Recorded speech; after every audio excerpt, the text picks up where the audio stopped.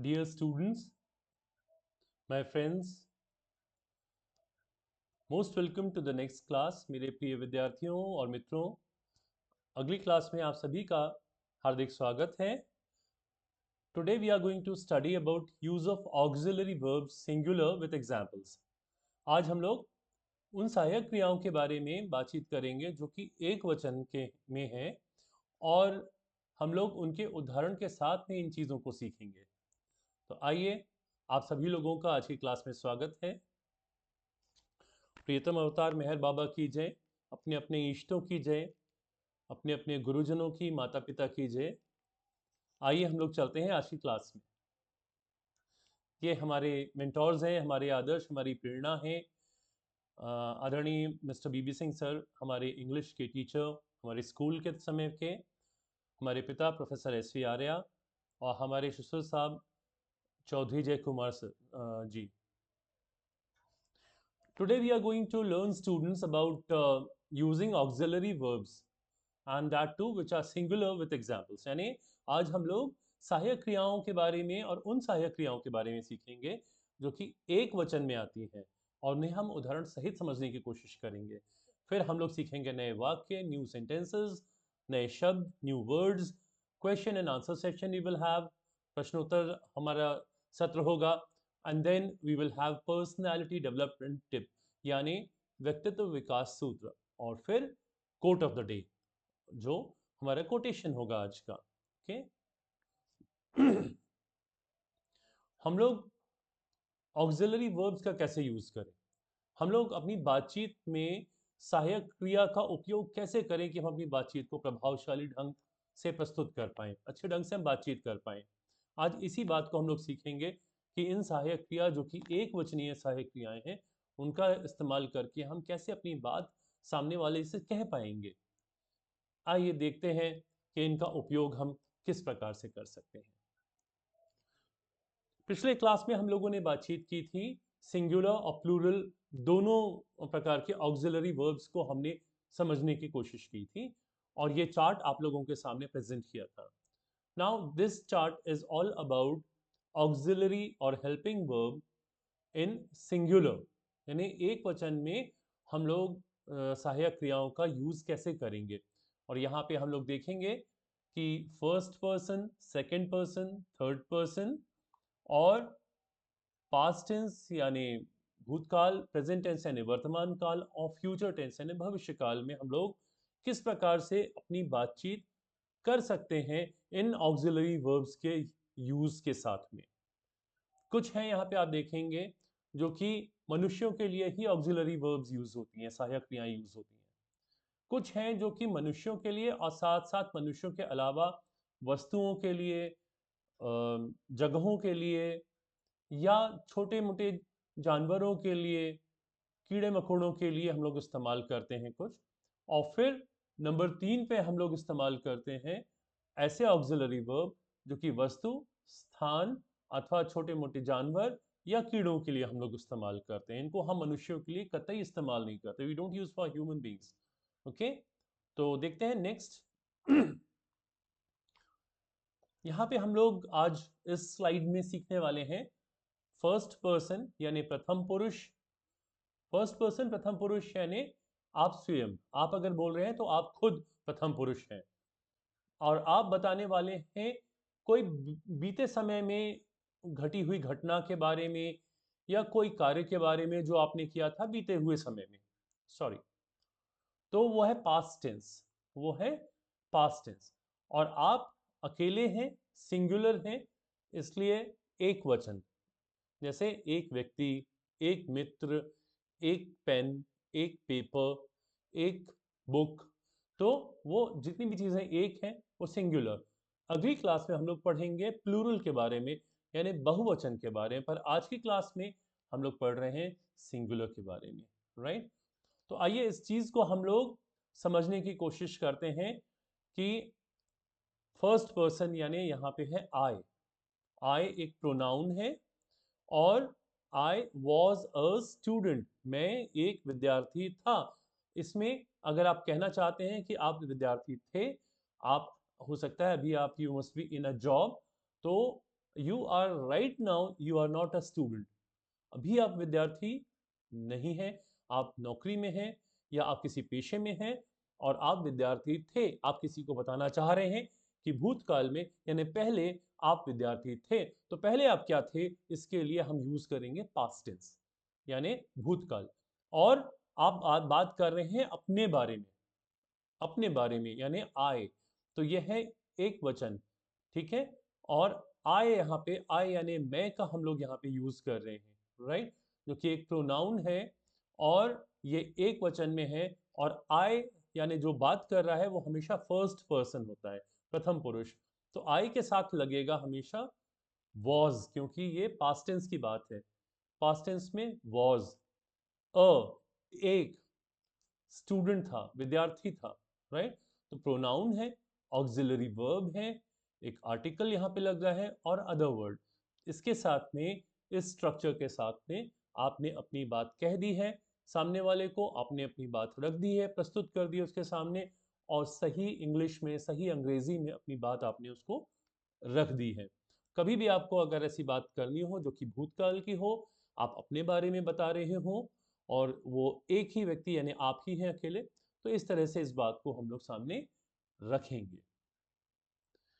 Next है first person, फिर से, और प्रेजेंट टेंस में। अब आप वर्तमान की बात कर रहे हैं, अभी की बात कर रहे हैं, और आप ध्यान रखिएगा फर्स्ट पर्सन यानी आप अपने बारे में ही बातचीत कर रहे हैं और आप अकेले हैं।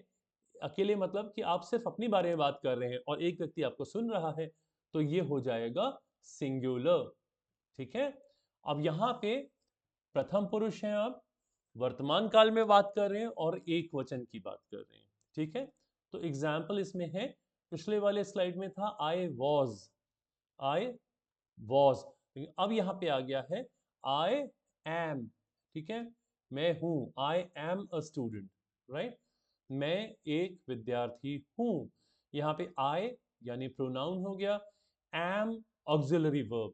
एम क्यों आ गया, क्योंकि ये वर्तमान काल का ये ऑक्सिलरी वर्ब या सहायक क्रिया है। अ यानी एक, स्टूडेंट हूं, विद्यार्थी हूं, ठीक है। तो जब भी आप वर्तमान के बारे में बात करना चाहते हैं तो फर्स्ट पर्सन यानी आई, आप खुद के साथ एम लगाएंगे, A M am, I am a student, ठीक है। अब नेक्स्ट चलते हैं। यहां पे आप देखेंगे कि ये फर्स्ट पर्सन, फिर ये आप अपने बारे में ही बात कर रहे हैं और लेकिन भविष्य के बारे में बात कर रहे हैं, और आप अकेले हैं तो सिंगुलर है। भविष्य के बारे में, अभी वो चीज हुई नहीं है, ये भूतकाल की बात नहीं है, ये वर्तमान काल की बात नहीं है, ये भविष्य में होने वाली चीज है। भविष्य में कुछ होगा, उसके बारे में हम यहाँ पे बातचीत कर रहे हैं। ध्यान दीजिएगा, एग्जाम्पल का जो सेंटेंस है वो हम लोग एक ही एग्जाम्पल जानबूझ के बार बार यूज कर रहे हैं, क्योंकि आपको कोई किसी भी प्रकार का कंफ्यूजन ना हो, आपको किसी भी प्रकार की इसमें परेशानी ना हो। तो यहाँ पे आप देखेंगे सेंटेंस क्या है, I will be a student, पहले था I was a student past tense में, and I am a student, मैं अभी विद्यार्थी हूँ, और मैं विद्यार्थी होऊंगा, मैं विद्यार्थी होऊंगा, यानी भविष्य की बात कर रहे हैं। तो जब भी आपको भविष्य की बात करनी हो तो आई यानी प्रोनाउन, विल बी होऊंगा, ये ऑक्सिलरी वर्ब का इस्तेमाल होगा। बी का इस्तेमाल, बी का यूज जो है वो ऑक्सिलरी वर्ब और वर्ब दोनों की तरह यूज होता है, जैसे आगे जाके हम लोग समझेंगे। और अ यानी एक, और विद्यार्थी होऊंगा, यहाँ पे ये होऊंगा यानी भविष्य में, अभी हूं नहीं, अभी था नहीं, होऊंगा, ठीक है। All right, okay. नेक्स्ट है होऊंगा, यस। नेक्स्ट है, यहाँ पे आप देख रहे हैं, पीछे आपने देखा है फर्स्ट पर्सन के बारे में हम लोग बात कर रहे थे, अब हम लोग यहाँ पे आ गए सेकेंड पर्सन। ध्यान रखिएगा, सेकेंड पर्सन यानी जिससे आप बात कर रहे हैं, आप बोल रहे हैं फर्स्ट पर्सन और जिससे आप बात कर रहे हैं वो है सेकेंड पर्सन। और हम लोग बात करने वाले हैं इसमें, इसमें हम लोग बात करने वाले हैं सेकेंड पर्सन पास्ट टेंस, यानी आप सामने वाले व्यक्ति से के बारे में बात कर रहे हैं, सपोज वो आपका फ्रेंड है जिसका नाम राजेश है, तो आप राजेश के बारे में बात कर रहे हैं और उसके पास्ट टेंस यानी भूतकाल के बारे में उससे बात कर रहे हैं, राजेश के भूतकाल के बारे में बात कर रहे हैं। और राजेश एक अकेला बच्चा है, एक अकेला आपका मित्र अभी सामने खड़ा है, मित्र कई है, सामने अभी जिससे बात हो रही है वो राजेश है और वो एक है इसलिए वो सिंगुलर है। तो राजेश जो है वो द्वितीय पुरुष है, भूतकाल में भूतकाल के बारे में उससे बात हो रही है और वो एक अभी मित्र, वो एक ही मित्र वहां खड़ा हुआ है। वहां विनीत जो आपका दूसरा दोस्त है वो नहीं है, तीसरा चौथा कोई भी दोस्त वहां नहीं है, वहां एक ही दोस्त आपका खड़ा हुआ है। तो हम ध्यान दीजिएगा कि आप सेकंड पर्सन के बारे में, you are talking about second person, you are talking about his past tense and you are talking about singular and that is one friend of yours, that is Rajesh. Okay, आप राजेश के बारे में यहाँ पे बात कर रहे हैं। ओके, तो यहाँ पे सेकंड पर्सन हो जाता है यू, आप या तुम। ठीक है, आप हिंदी में होता है जिसके हम रिस्पेक्ट करते हैं, जिसको हम आदर सम्मान देते हैं, उनको हम बोलते हैं आप। दोस्तों में हम बोलते हैं तू, तुम, दोनों इस्तेमाल होते हैं, कहीं कहीं तू, कहीं कहीं तुम। ठीक है, तो लेकिन यू के साथ में चूंकि पास्ट टेंस है, आप देख रहे हैं कि हम लोग पास्ट टेंस की, भूतकाल की बात कर रहे हैं, तो यहाँ पे आ जाएगा व। इसको वर नहीं बोलते हैं, र नहीं बोला जाता है, व, ब, ऐसे इस तरह से वो। तो WERE वो, अ स्टूडेंट, यू व अ स्टूडेंट। अब ये किसी दोस्त से आप बात कर रहे हैं, बहुत दिनों बाद आप मिल रहे हैं और उससे बोल रहे हैं कि उस समय तुम ना विद्यार्थी थे, तुम स्टूडेंट थे जब हम लोग की मुलाकात हुई थी। तो you were a student when we met last, तुम विद्यार्थी थे जब हम लोग मिले थे।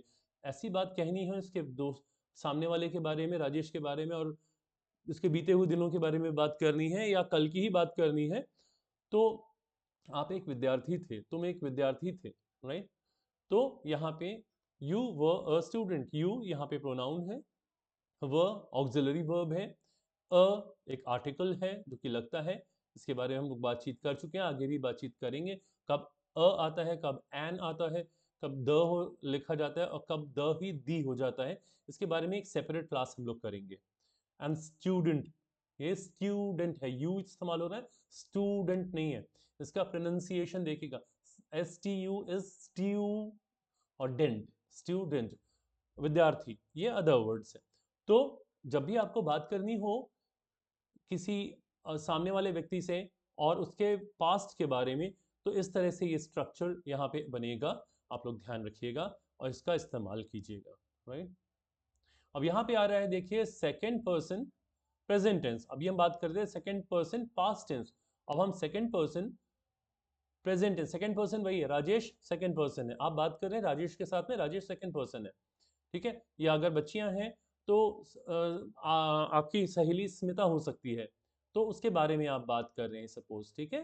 तो और उसके वर्तमान के बारे में बात कर रहे हैं, अभी अभी क्या उसके साथ हो रहा है, अभी उसके उसके साथ कोई बातचीत आपको करनी है वर्तमान के बारे में, तो वो प्रेजेंट टेंस कहलाता है बेटा, प्रेजेंट टेंस। और स्मिता अकेली है या राजेश अकेले हैं तो वो सिंगुलर होंगे, एक वचन, एक वचन होंगे, ठीक है।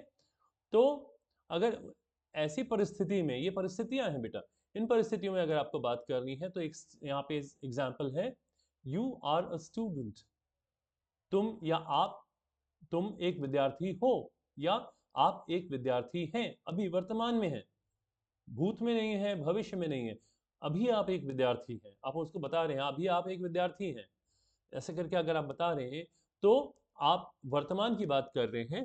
Third person second person you की बात कर रहे हैं, तो यू आर, यू के साथ में अब यहाँ पे आ जाएगा आर।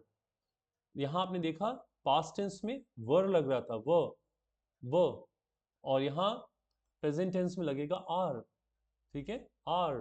थोड़ा सा ये टंग जो है पीछे जाती है, are, okay, are, tongue fold होती है, ये जबान आपकी पीछे जाती है, ये आर नहीं है, आर नहीं है, are, okay. You are a student, आप एक विद्यार्थी हैं, pronoun you, are is an auxiliary verb, a is an article और स्टूडेंट अदर वर्ड है, ठीक है। तो इस तरह से आप किसी से भी अगर कोई बातचीत करना चाहते हैं जो कि सेकंड पर्सन है और कोई सामने वाले से आप बातचीत कर रहे हैं, उसको प्रेजेंटली आप उससे बात कर रहे हैं, तो एक वचन में आप इस तरह से सेंटेंस का कंस्ट्रक्शन करेंगे।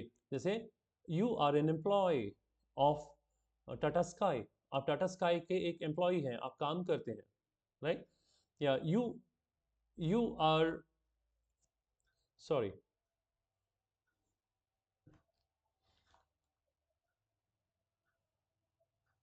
Okay,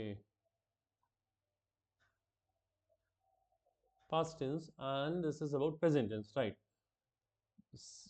But we are talking about and present tense, okay? This was the one. So you are working for Zomato, you are in Zomato, आप Zomato कंपनी में हैं, right? तो इस तरह से आप प्रेजेंट टेंस के बारे में बात कर सकते हैं, ओके? ये थर्ड है, first okay, sorry, second person present tense, and this is also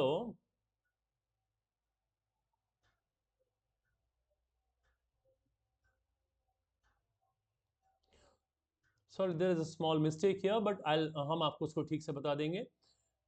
This is a second person future tense and singular. ये द्वितीय पुरुष है, भविष्य काल है और एक वचन है.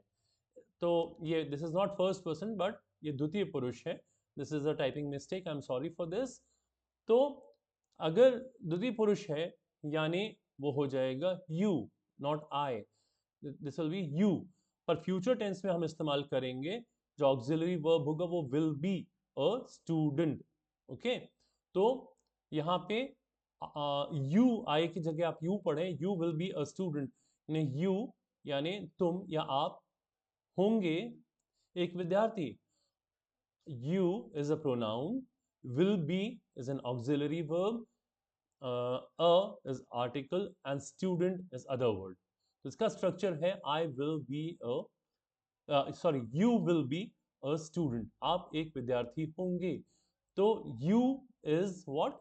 You is a pronoun and second person, will be is a auxiliary verb, a is an article and student other word.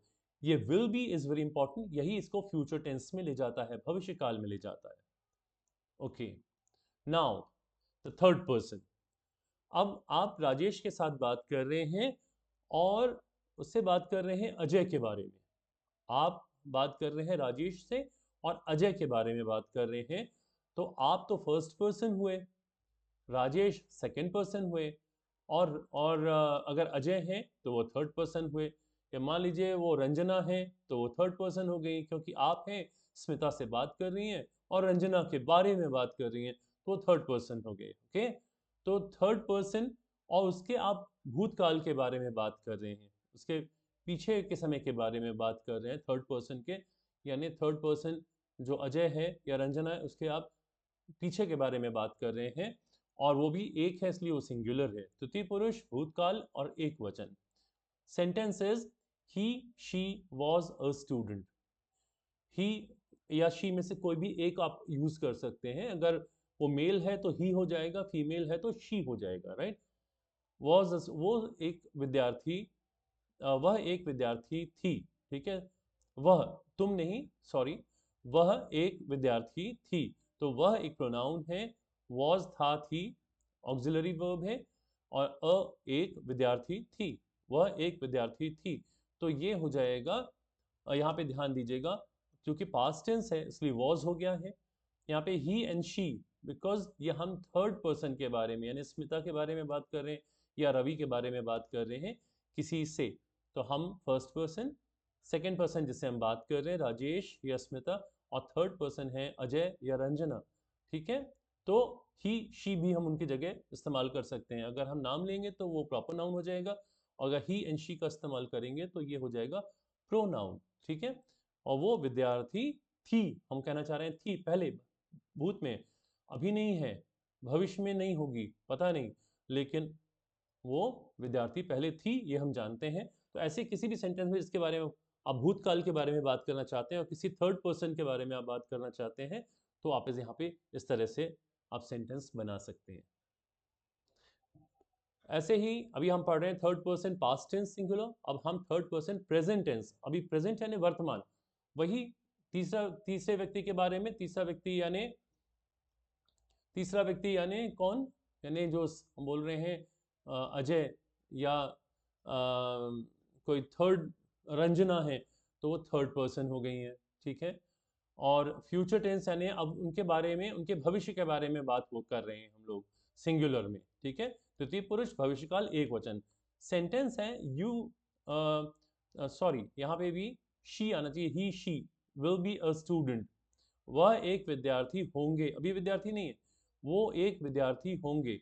He she will be a student, he या शी यानी वह, ये है प्रोनाउन, विल बी होंगे, और एक विद्यार्थी, ठीक है।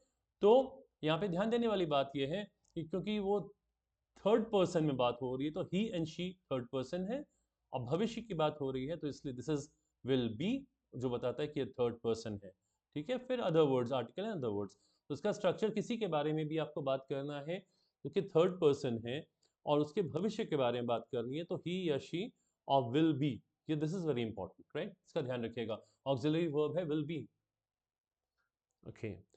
अब third person past tense and singular, इसमें तृतीय पुरुष भूतकाल एवं एक वचन, आप देखेंगे यहाँ पे भी वही बात थी, और यहाँ पे भी हम लोग इसी तरह की बात कर रहे हैं, पर यहाँ पे ध्यान दीजिएगा, किसी वस्तु, स्थान अथवा छोटे जानवरों, कीड़ों इत्यादि के बारे में सहायक क्रिया की सहायता से हम भूतकाल के बारे में बात कर रहे हैं। टॉकिंग अबाउट थिंग्स, प्लेस और small animals and insects in past tense using auxiliary verbs. हम यहाँ ह्यूमन बींग्स के बारे में बात नहीं कर रहे हैं, हम लोग बात कर रहे हैं किन के बारे में, हम लोग बात कर रहे हैं यहाँ पे किसी वस्तु, स्थान या छोटे जानवरों, कीड़ों इत्यादियों के बारे में, ठीक है। तो ऐसे में हम लोग लिखते हैं इट, इट कोई जगह हो, कोई कोई वस्तु हो, या कोई छोटा मोटा कीड़ा हो, जानवर हो, तो हम लोग लिखते हैं आई टी इट। और यहाँ पे इसको हम लोग लिख रहे हैं इट वॉज अ काउडंग, यह गोबर था, इट यानी यह गोबर था, ठीक है। It was a cow dung, it है pronoun, was auxiliary verb, and यहाँ पे अदर वर्ड्स, ठीक है। It was a it was cow dung, ठीक है। तो इट यहाँ पे आ जाएगा क्योंकि ही एंड शी यहाँ पे नहीं लग रहा है। ही एंड शी क्यों नहीं लग रहा है? क्योंकि he and she we use for human beings, यानी मनुष्यों के बारे में हम लोग ही शी का यूज करते हैं, पर यहाँ पे ये मनुष्य, गोबर मनुष्य नहीं, गोबर एक चीज है, एक वस्तु, एक थिंग है, तो हम लोग यहाँ पे इस्तेमाल कर रहे हैं इट, ओके, इट। और चूंकि पास्ट टेंस की बात हो रही है तो यहाँ पे आ जाएगा वॉज, और ये अदर वर्ड है काउडंग, ये कुछ भी हो सकता है। अब यहाँ हम लोग काउडंग की बात कर रहे हैं, गोबर की, गाय के गोबर की बात कर रहे हैं, तो फिर इसलिए काउडंग लिखा हुआ है, ठीक है।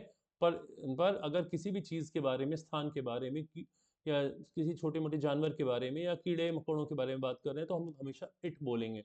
लिजर्ड जैसे एक छिपकली है, या अगर मच्छर है ना, तो उसको उसको हम ही या शी में ही बोलते हैं, उसको हम इट बोलेंगे, इट, ओके, इट। तो इस बात का ध्यान रखिएगा, उसका स्ट्रक्चर बनेगा it was cow dung, it was a lizard, it was a mosquito, it was a dog, right? तो इस तरह से हम लोग बोलेंगे। अब थर्ड पर्सन है सेम, इसमें ह्यूमन बींग्स नहीं है, no human beings, okay, place, thing और small animals and insects etcetera. तो उसमें हम लोग प्रेजेंट टेंस में कैसे बात करेंगे? तो चूंकि ये मनुष्य नहीं है तो हम लोग बोलेंगे इट, और हम लोग बोलेंगे प्रेजेंट टेंस में है तो ये इज, पास्ट टेंस में वॉज था, यहाँ पे इज काउडंग, यह गोबर है, राइट। तो इट, क्योंकि ये ह्यूमन बींग नहीं है, अदरवाइज ही शी होता, पर यहाँ पे इट है, ये इज है, ओके, ये इज है, और काउडंग, राइट। ऐसे ही जब हम थर्ड पर्सन, तृतीय पुरुष और भविष्य काल की बात करते हैं, सॉरी,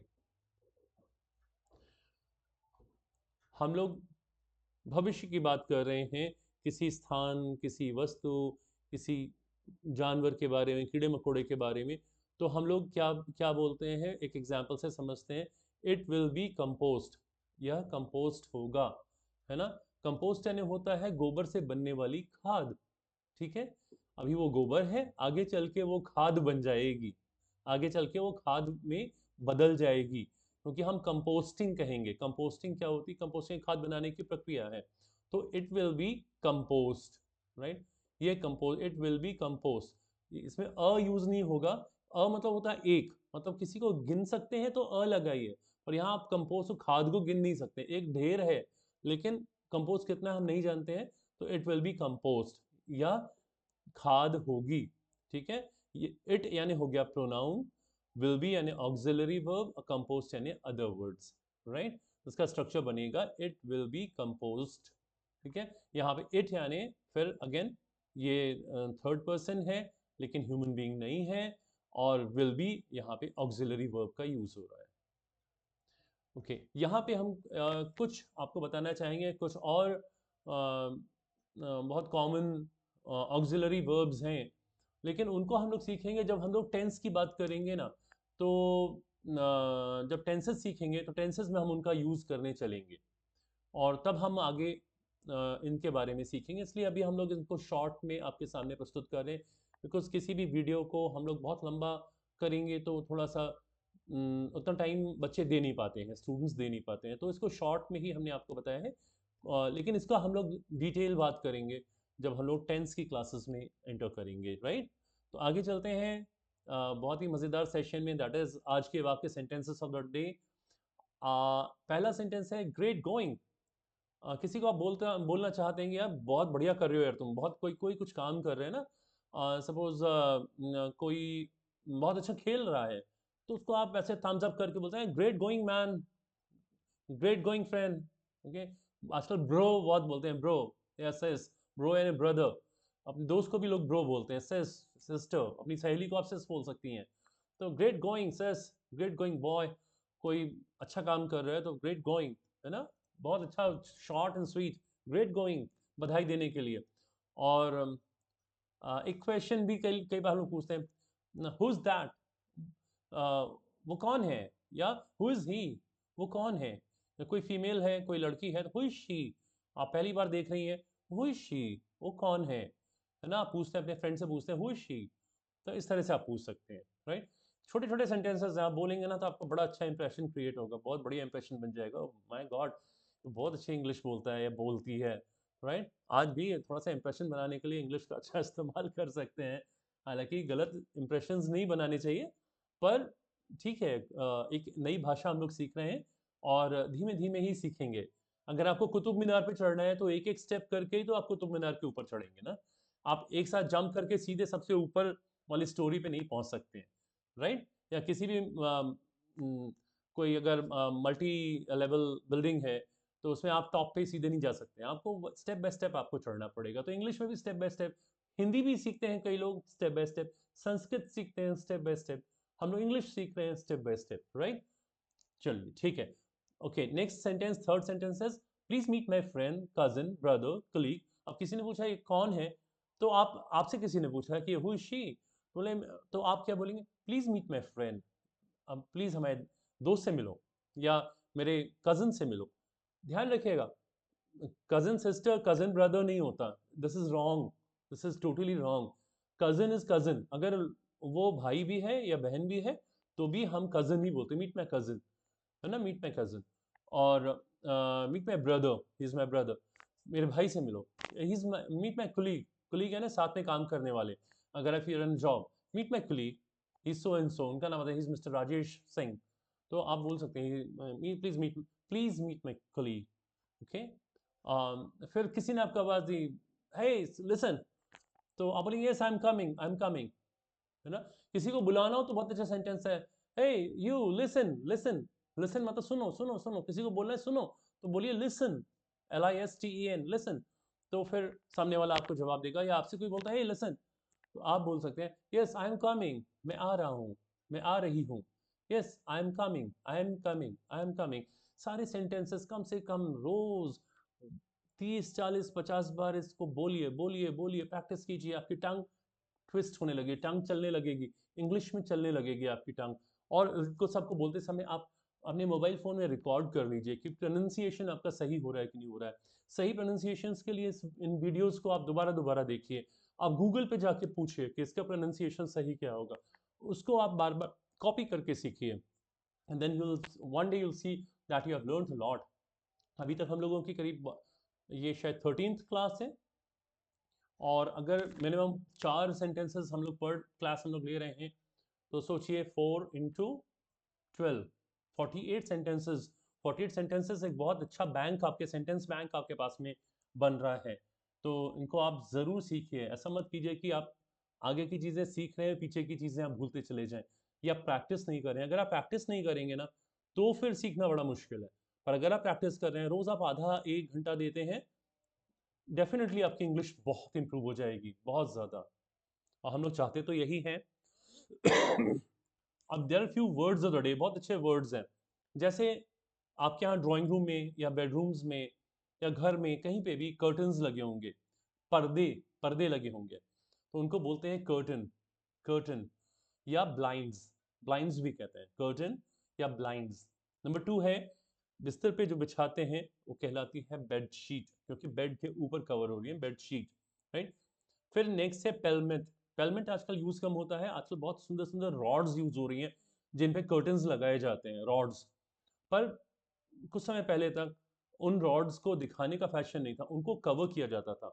उनको कवर किया जाता था ऊपर एक वुड का, लकड़ी का एक ऐसा पैनल लगा हुआ होता था, पैनल, उसको ऐसा लगा हुआ होता था कि सामने से अगर आप देखेंगे ना, तो पूरा रॉड कवर्ड रहती थी।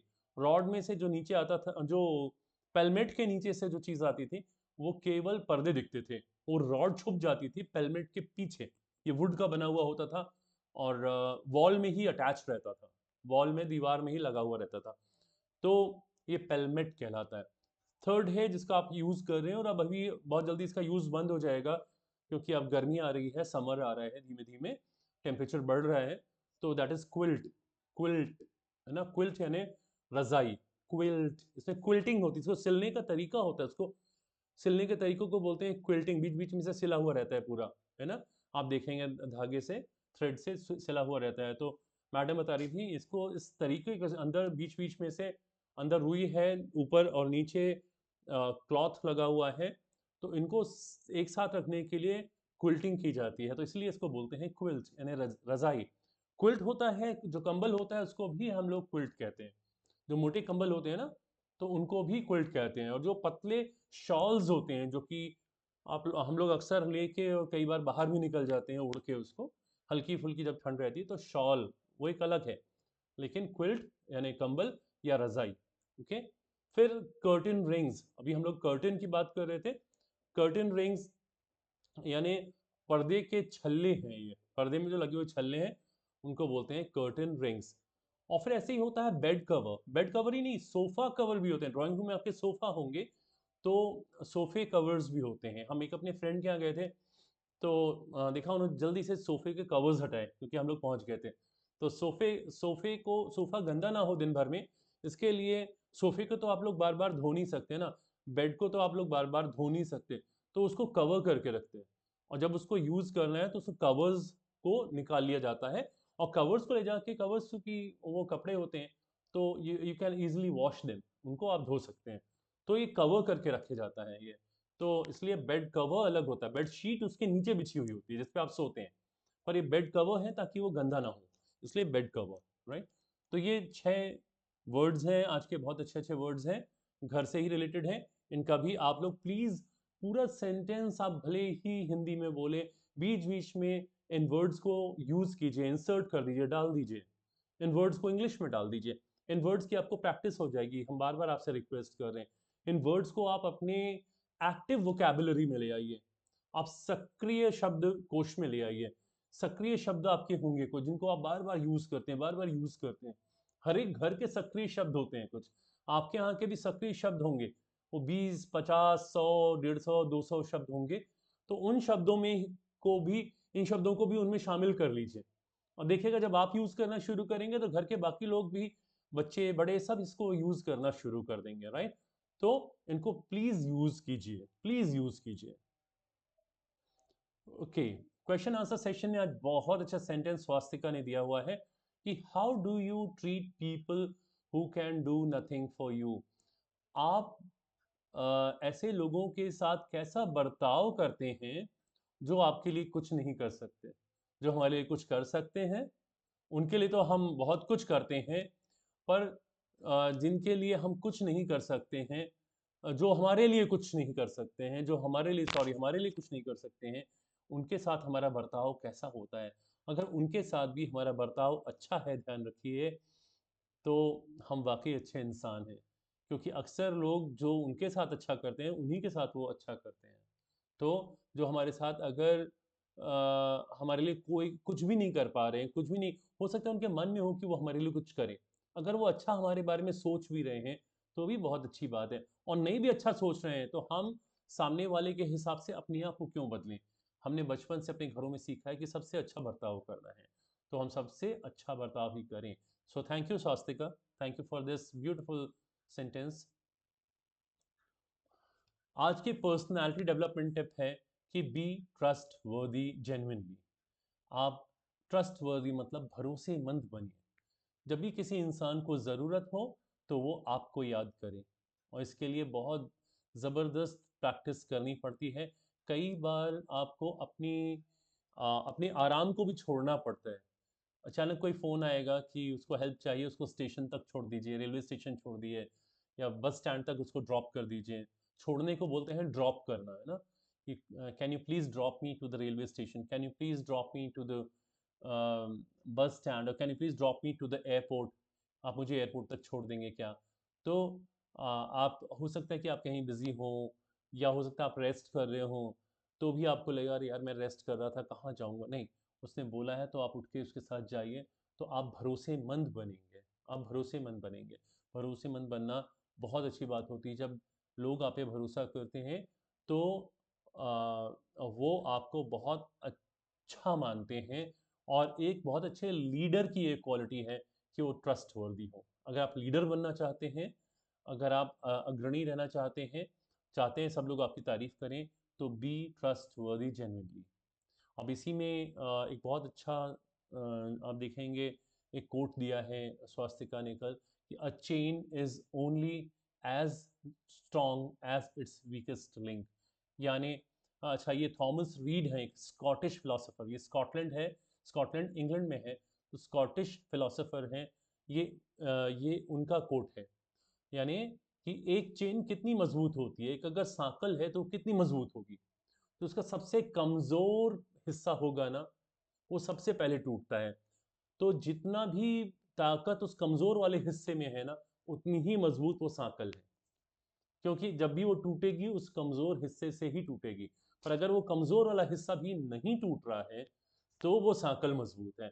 तो कमजोर ना बने, इसका केवल मतलब ये कि कमजोर ना बने, आप मजबूत बने। आप सांकल का हिस्सा है। सांकल मतलब ये जो सोसाइटी है, जो समाज है, जो परिवार है, जो दोस्त हैं, आपके दोस्तों का समूह है, लोग आपके ऑफिस में, आप मजबूत बने, आप वो कमजोर हिस्सा ना बने। और ये कैसे बन सकते हैं? To be trustworthy genuinely. Okay, next class में हम लोग करेंगे बेटा ऑक्सिलरी वर्ब प्लूरल का यूजेस कैसे होता है, with examples, question and answer sessions, phrases and sentences of the day, words of the day, personality development tip. And let me say, I'm really sorry कि कुछ जगहों पे कुछ अभी भी करेक्शंस बाकी रह जाते हैं, and we are trying hard to do all the corrections beforehand. तो कुछ चीज़ें छूट जाती हैं, आशा है उसके लिए आप हम लोग को, हमारी टीम को क्षमा करेंगे। Thank you so much. बहुत अच्छा लगा आप लोगों के साथ आज के सेशन में। आशा है सब चीज़ें आपको आपके लिए बहुत अच्छी रही होंगी, आपको बहुत सीखने मिलेगा। और इसी तरह से उत्साहपूर्वक चीज़ों को सीखते जाइए, प्रैक्टिस करते जाइए। एक दिन वो होगा जब आपकी इंग्लिश बहुत अच्छी होगी, आप फर्राटेदार इंग्लिश भी बोल सकेंगे, जैसे आप अपनी नेटिव लैंग्वेज बोलते हैं, यानी अपनी मातृभाषा जिस तरह से बोलते हैं, उसी तरह से आप इस भाषा को भी अपना लेंगे। और ये जीवन में तरक्की के लिए बहुत महत्वपूर्ण है। आप जीवन में सफल हों और खूब तरक्की करें। प्रियतम अवतार मेहर बाबा की जय। जय जिनेन्द्र। अपने अपने इष्टों की जय, अपने अपने गुरुजनों की जय, अपने अपने माता पिता की जय। जय बाबा। जय Jinendra. Thank you so much. मिलते हैं हम लोग नेक्स्ट क्लास में ओके, तब तक के लिए सी यू यानी फिर मिलते हैं। Okay, bye bye, bye bye, thank you for coming everybody, thank you so much, it was wonderful meeting you all, bye bye.